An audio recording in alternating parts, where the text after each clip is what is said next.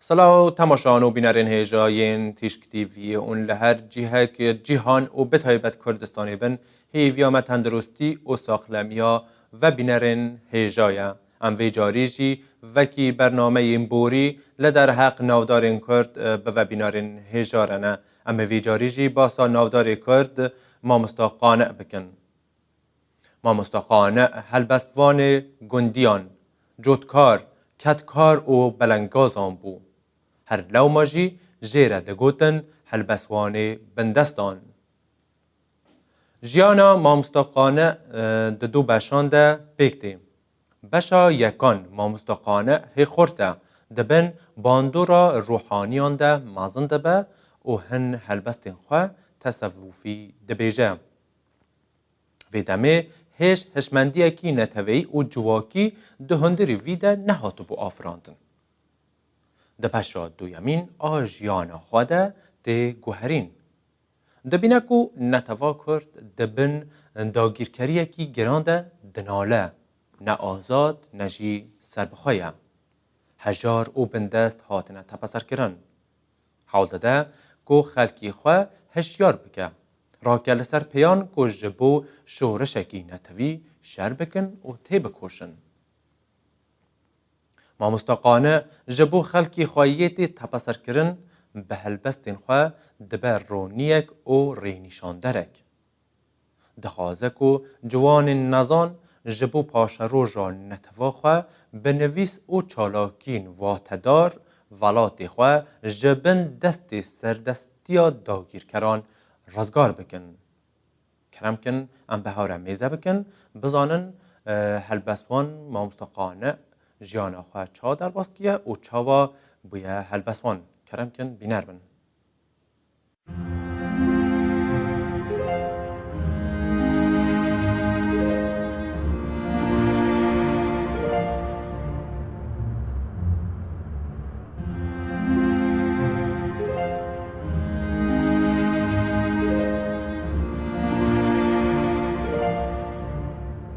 او دورا شارزویه دورکو سالا 1898 هلبسوانک آنی سر روی خواه او جی هلبسوان ما مستقانع بو ناویوی راستین محمد کابولیه او بناس ناوی ما مستقانع دیناس کرن قانع ده سالا 1898 لگندی ریشن ای لدورا شارزو هاتیه دنه هزاروکه کی چه روژی بویه با ویوی دمره پشتی 2 سالان دیاویجی جیانا خواج دست ده قانع سوی دمینه آپین وی لی خودی در ناکون لجمع آخا سید حسین چوری لگند چور یه سر به باجار مریوانه مزنده به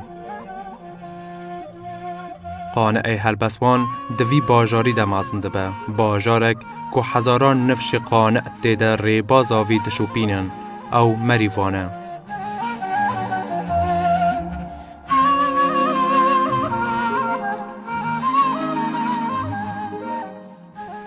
آخا سید حسین چوری جبو کو قانع پرورده یکی اولی ببینه وی دشینه حجریان.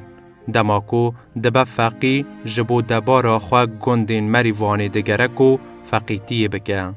قانع هلبسوان وی دمه به هلبستان رم مجول دبه. هلبستین وی لدست پیکی گلک تصوفی بون.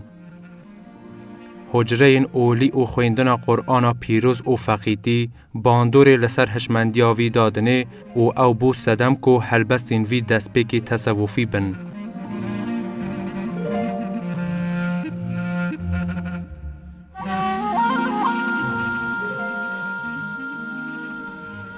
یا محمد لو ببارو دل ببریان مکه یا محمد لو ببارو دل ببریان مکه ای رئیسی هر دو دنیا دیده گریان مکه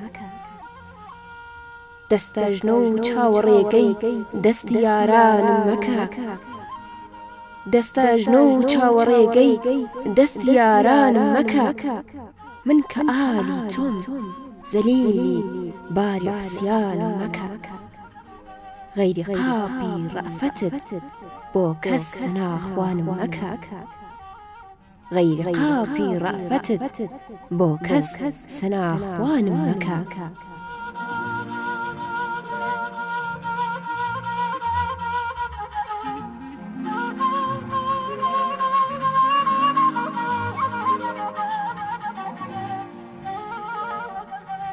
مامۆستا قانع دەدە موفقیتیا خۆدا gelek bajarên Kurdistana Iraq û Îranê digere. Bi dîtina rewşa gundiyên belengaz ku dibin zordariya axa, mîr û began de azar û cefayên mezin didîtin, hemû hişmendiya wî diguhere û li dijî zordarî û sitemkariyê disekîne. Di van geran de bi gelek kesên ku demokratin, sosyalîst û komûnîstin hewnas dibe, têkiliyên saxlem çêdike. Bi peydabûn û çîbûna hizrên netewî zimanê helbestî wî jî tê guherîn. Bi zimanê xwe zikmakî, gazî gundî û rênjberan dike ku bila li dijî pergala axa û mîratiyê şer bikin û mafên xwe bi dest bixin. Îdî ew dibe berdewkê gelê xwe û ji bo hişyarkirina netewa xwe helbestan vedihonîne. Ew di helbestek xwe de wiha dibêje: ئەی وەتەن خۆ من بەناحەق سەرکز و ئاوارە نیم، ڕۆڵەکەی خۆتم بە پاکی دوژمن و خوێنخوارە نیم، چونکە ڕۆڵەی کوردستانم وەحشی و پەتیارە نیم، چونکە ڕۆڵەی کوردستانم وەحشی و پەتیارە نیم. وا مەزانە کەوتە ڕۆژی خۆی وها بێکارە نیم، سەیری مەغزی دوژمن کە تێکەڵی خوێناومە.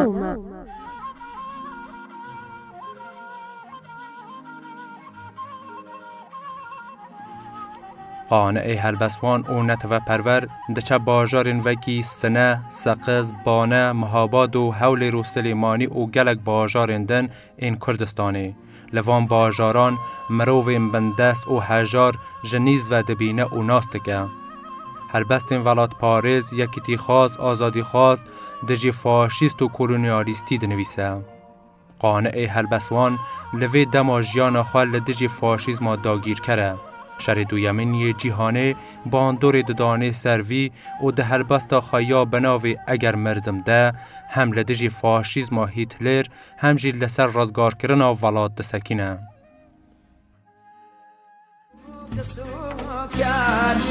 وتن هوي جيوان وتن عامس وديالدار وتن بودم مزار ئەگەر مردم وەتەن لاوانی تۆ خۆش، ئەگەر مردم وەتەن لاوانی تۆ خۆش، ئەگەر هیتلەر نەما گاوانی تۆ خۆش. مخير بم لبيني تو بهشتا، مخير بم لبيني تو بهشتا، لجنة دور بم سيران تو خوش.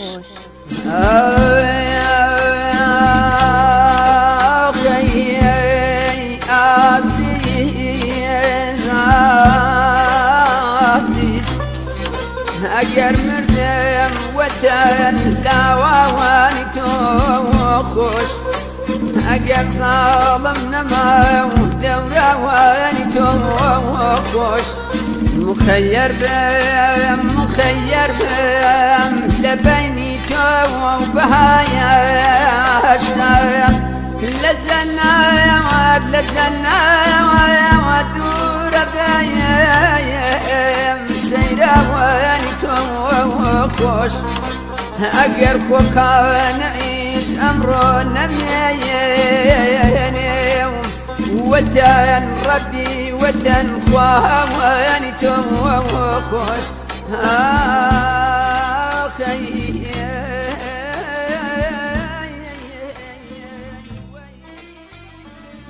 همو حوری مبارک بێ بەزاهید،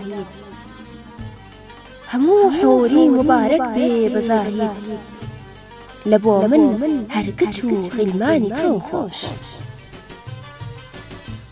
بە من چی سەیری باغ و قەسری لوبنان، وەتەن سەحرا و کەژ و کێوانی تۆ خۆش. ئەگەر دنیا نەما یەکسەر بەجارێ، وەتەن گەرمیان و هەم کوێستانی تۆ خۆش وەتەن گەرمیان و هەم کوێستانی تۆ خۆش ئەگەر نەفعی خصوصی تیا نەمێنێ مبارەک بێ وەتەن دەورانی تۆ خۆش ئەگەر خۆخانەعیش ئەمڕۆ نەمێنێ وەتەن ڕەبی وەتەن خواهانی تۆ خۆش وەتەن ڕەبی وەتەن خواهانی تۆ خۆش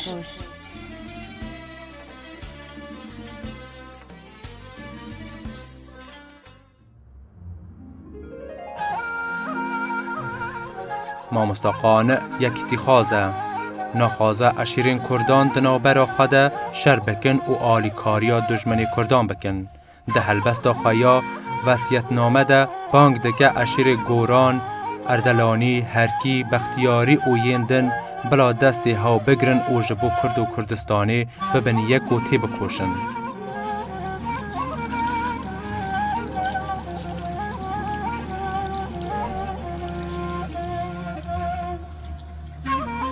ڕۆڵە وەسیەت بێ کە مردم سەیری ئەم ئەشعارەکە هەفتەیەک جارێ تەماشای شۆری ئەم گوفتارەکە بابی خۆت ڕەفتاری چۆن بوو تۆش هەرە و ڕەفتارەکە ڕوو لە قازانجی عمومی و پشت لە خاوەن پارەکە بێرە مەیدانی دلێری هەر وەکو شێری ژیان بێرە مەیدانی دلێری هەر وەکو شێری ژیان جەرگی دوژمن هەڵدڕە و ببڕا وەکو تێغی دەبان ڕۆڵە لافی فەیلسوفی لێ نەدەی هەرگیز بەدەم نۆکەری هەرگیز نەکەی بۆ حاکمی ڕۆم و عەجەم چی لە دڵتایە مەترسە بێخەسەر نووکی قەڵەم چی لە دڵتایە مەترسە بێخەسەر نووکی قەڵەم گوێ نەدەی ڕۆڵە بە جەور و ئێش و ئازار و ستەم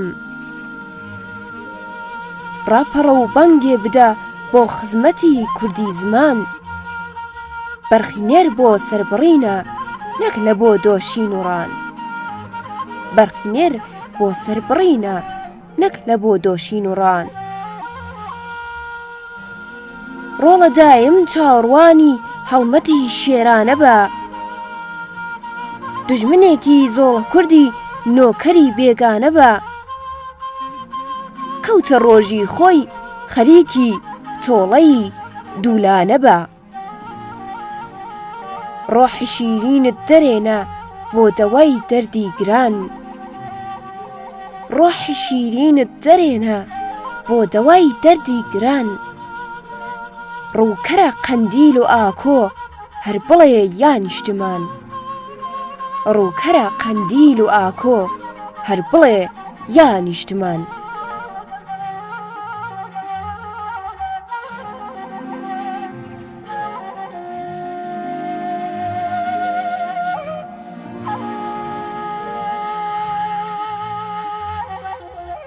مامۆستا قانع هەر نوچەیە حرەکەتە کۆمارە کوردستانی دەبهێزە ئەو قاس کێفخواش دەبەک و نزانە چاوە خوا بگەهینە جەژنە ئاوابوونا کۆمارە کوردستانی هەر وەکتێ زانین دەبێژن مامۆستا قانع لە شارە زۆر حتا مەهاباتێ بە پەیان دەچە و پێش ڕاگەهاندنە کۆمارێ و بلندکردنە ئالایە کوردستانی خوا دەگەهێژنە مەهاباتێ و د جشن دوی ریبندانه یا سال 1946 یا راگهاندن کمار کردستانی دا جی آماده ده و دمیجی به بجن آلای کردستانی و هلبستک و هناندیه او گوتیه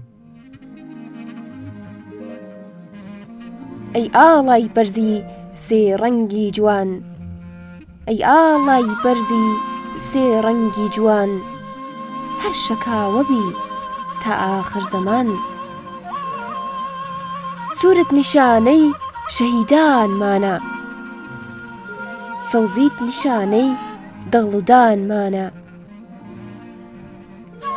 سپیت نیشانەی ئاشتی و وڵاتە ڕۆژت ڕووناکی ڕێگەی نەجاتە ڕۆژت ڕووناکی ڕێگەی نەجاتە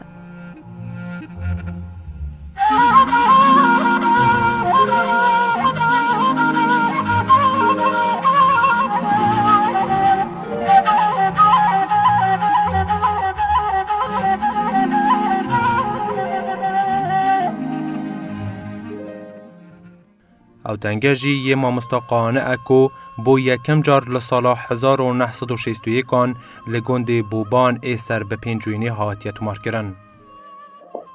وطن دايم خريطي سيران وبريانتم أي وطن سوكاي زامي درد درمانتم در خواب وانتاب والله جان كداينا وانتم أي وطن شواي حالي قوم جسامانتم دائما سودا زدري دستي غم وهجرانتم بدستي خمية والله لجياني خيا كردم لنا شيخ وبقو مين وقلتاه ملا كردم تماشا جوهري من شيئاني أسرى كردم بكردي بو مخلقا ومهما روحي جدا كردم لسر أمس لديه معالي في حقيقتنا خبت زحمتي بحد لفاقة رحمتي تياب تشيرين دوايتك بشرت صحتي تياب نبوني خوم وأوزارم قبول عزتي تياب برحت شان خوم رازم رفاهي من لي وتنهي من حياتي بمغلتنا مامۆستا قانع جبر کو کسکی چپ بو و تیکلی کسین سوسیالیستی ببو و هرتم باسا مافی کدکاران دکر و حز ندکر او بین تپسر کرن. قانع هلبسوان چاویوی دست کسی نبو و بخواجی وکی کدکاره کی کار دکر. ده سال 1939 هانده لسر ریا سلیمانی و پنجوینی جبو ریو بریا تایا چیکرنا ری و بانیان دمکی کارکری دکر. جبر خبات ری نخوشت که و هلبستا نخوشم چه بکم دنویسه. دوی هلبستی ده هم بحثا حال خواهی نخوش و ربند که همجی روشا کارکرین هجار و بندس ود بیجه.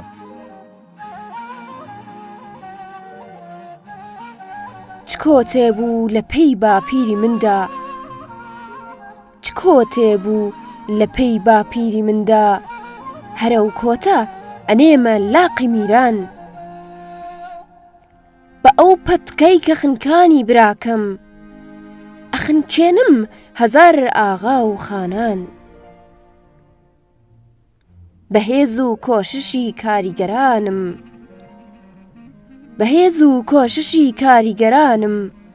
قلای پولا ابیتا گردی بانان تواوی ریک وسته برزو نزمی اوی کونه پرست بی دیتا آمان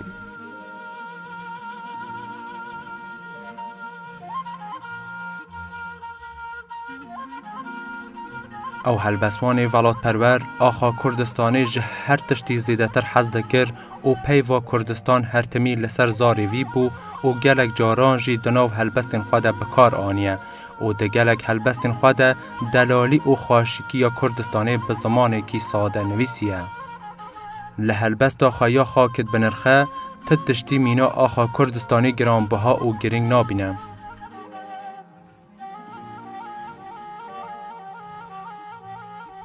کرد وصفی کردستانت خوشتره تا 100 کتاب سیاچمانه خوشتره بۆ تۆ هەتا چەنگ و ڕواب شۆڕشی قەلبت ببێ و گوێڕاگری بە دەنگی نەی جەرگی بەدگۆی کوردستانت هەڵ ئەقەرچێ وەک کەباب دەنگی شمشاڵ و خرۆشی دەف بگاتە هەر دڵێ حاصلی کەشف القبورە ڕۆشنە زومرەی عەزاب ئافەرم بۆ تۆ وەتەن وا خاک و خۆڵت گەوهرە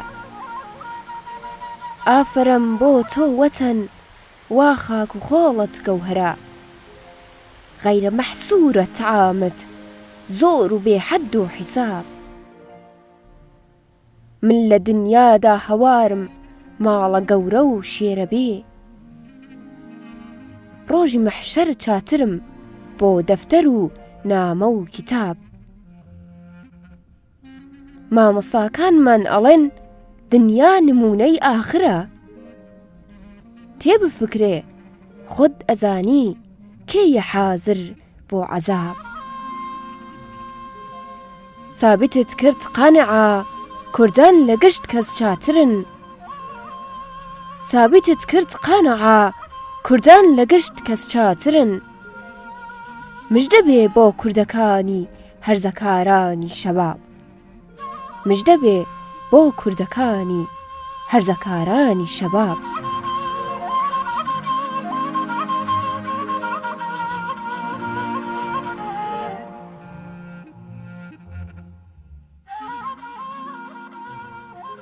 مامۆستا قانع لە دەما ژدایکبوونی حتا مرنا خاوەکی کەتکار و جوتکاران بە هەژاری و بەلەنگازی ژیا تەمەنی وی بە تێکۆشینێکی شۆڕشگەری دەرباس بوو. لە سەردەما مامۆستا قانعدا کیم کەسان دکاری باسا مافی ژنان بکەن و تشتێک بناوی مافی ژنان هەر نەبوو. لێ هەلبەسوانی ناودار ئێ کورد مامۆستا قانع نەتەنی ئالیگری ماف و ئازادیا ژنین بەندەست بوو بەلکی دە هەلبەستا خایا بۆ گەچەکاندا گەونەپەرەستیا جواکی دەبینە لەسەر پرسگرێکن ژنان دەسەکینە و دەدا خویاک و ژن و کەچین کوردان ji بۆ پێشوە ڕۆژا خوا بخوێنن و بخەبتن. ئێمە کە کچین دولبەری دڵداری جیهانین. خونچەی چەمەنی باخی گوڵی کوردانین. ئەستێرە لە ڕووی ئێمە چلۆن خەجڵەتی نابێ. ڕۆشنتر و پڕنور وەکو مانگی جوانین. وەسڵی حەرەمی ئێمە لە بۆ خادمی کووردا. بۆ بێهونەری خاکی وەتەن نەسی حەرامین. بێقیمەتە لای ئێمە یەقین بەرگی چویتلی. عاشق بە هونەر مەستی غەزەب تێغی دەبانین. شەقلە و کوڕەوە دەست بە خەنە و مەیلی حەمامە. قوربانی کوڕی سەرکەشی کوردانی زەمانین. وەختێ بە سەفا سەف ئەبەسین ڕۆژی سەیاحەت. وەختێ بە سەفا سەف ئەبەسین ڕۆژی سەیاحەت. مایل بە کوڕی کوردی وەکو شێری ژیانین. ئێمە کە کچین قوربەسەر و مات و حەزینین.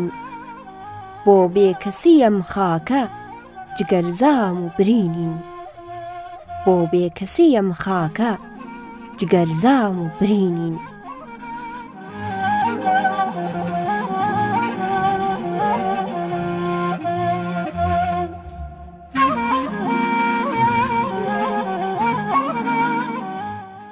د سالا 1963 آنده به کوری خواره لإیرانی تیگرتن و او دیگر کوری خواه لگیرتیگه ها قجر یا لتهرانه گرتی دمینن. لور راستی نخوشی تی او به کوری خواره روژ انتجوار در باست کن و دیگرتیگه هیده هلبستا بندی خوانه دو وحونینه. آخرین ماڵی ژیانم کنجی بەندی خانەیە. آخرین ماڵی ژیانم کنجی بەندی خانەیە. ئەم کەلەپچە مەرهەمی زامی دڵی دێوانەیە. زۆر دەمێکە چاوەڕوانی زڕزڕەی زنجیرەکەم. زۆر دەمێکە چاوەڕوانی زڕزڕەی زنجیرەکەم. سەیری ئەم زنجیرەکەن وەک زیوەری شاهانەیە. بووکی ئازادیم ئەوێ خوێنم خەنەس بۆ دەست و پێ. بووکی ئازادیم ئەوێ خوێنم خەنەس بۆ دەست و پێ. هەڵقە هەڵقەی پێوەنم بۆ پڵپڵە و لەرزانەیە. گەرچی دوژمن وا ئەزانێ من بەدیلی لاڵە بم. گەرچی دوژمن وا ئەزانێ من بەدیلی لاڵە بم. باش بزانێ کنجی زیندانم قوتابی خانەیە. بیری ئازادیم لە زیندانە فراوانتر ئەبێ بیری ئازادیم لە زیندانە فراوانتر ئەبێ قڕ بەسەر ئەو دژمنەی هیوای بەبەندی خانەیە گرتن و لێدان و کوشتن عامیلی ئازادیە گرتن و لێدان و کوشتن عامیلی ئازادیە تۆپ و شەستیر و کەلەپچە لام وەکو ئەفسانەیە چاوەڕوانی شۆڕشێکم عالەمێ ڕزگار بکە چاوەڕوانی شۆڕشێکم عالەمێ ڕزگار بکە ملەتم بۆ ئەو مەبەستە کردەوەی شێرانەیە چەکی شۆڕشگێڕی من نووسین و بیر و باوەڕە چەکی شۆڕشگێڕی من نووسین و بیر و باوەڕە ڕاپەڕینە هەڵمەتە پڕ نەعرەتەی کوردانەیە گەر بە ئازادی نەژیم مردن خەڵاتە بۆ لەشم گەر بە ئازادی نەژیم مردن خەڵاتە بۆ لەشم نۆکەری و سەردانەواندن کاری نامەردانەیە قانەعم ئەمڕۆ لە زیندانە بە ئازادی ئەژیم قانەعم ئەمڕۆ لە زیندانە بە ئازادی ئەژیم 100,000 نەحلەت لەوەی وانۆکەری بێگانەیە 100,000 نەحلەت لەوەی وانۆکەری بێگانەیە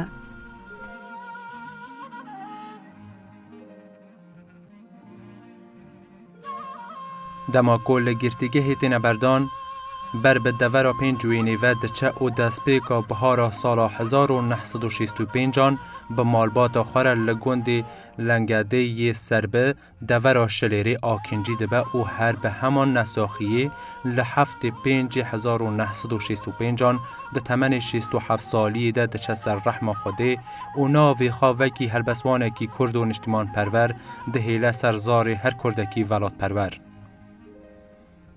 لەسەر کەڤرێ تر باوی هەلبەستێک بەوی ئاوایی هاتیە نوویسین نەبوو ڕۆژێ لە کوردستان سەرۆکێ یاخۆ خەمخوارێ هەمیشە بۆ ئەبێ کوردان بەڵاو ناسۆری لێبارێ ئەگەر مردم لەسەر قەبرم بنووسن تخوا یاران ئەگەر مردم لەسەر قەبرم بنووسن تخوا یاران شەهیدی عەشقی میلەت بوو کەچی نەیدی پەلامارێ شەهیدی عەشقی میلەت بوو کەچی نەیدی پەلامارێ هەلبەسوانی ناودار خودی وان بەرهەمانەیە گوڵالەی مەریڤان باخچەی کوردستان چارباخی پێنجوین شاخی هەوڕەمان و دەشتی گەرمیان ئەو خودی دیوانێکی ئەژی مامۆستا قانع هەلبەسوانی خەلکی بندەست و لە جوادگەهەخە پارەمایی بوو ئەو کەسێک بوو کو هەزر ji nasnameya gelê xwe dikir ew kesek bû ku bi helbestên xwe ciwadgeha xwe ya paramayî hişyar dikir ew revîngê rêbaza Ehmedê Xanê û Hecî Qadir Kûyî bû netevexwazî û pêşkevtinxwazî û modernbûn hêviya helbeswan Mamosta Qaniq bû peyva Kurdistan destpêk û daviya peyva li ser zarê vî bû dibe helbeswanên me her timî bêne bibîranîn çimkî qaniq û qaniqan çand û huner û dîrok û vêjeya me parastine van bi keda xwe paşa rojek nûjen bû me ava kirin van bi destnivîs û gotinên xwe çanda me li ser pêyan hêlan her lawma jî dibe ew her timî bêne bibîranîn bi vî avayî jî em gihane daviya bername heta bernameyeke din hûn bimînin di nav xêr û xaşiyan de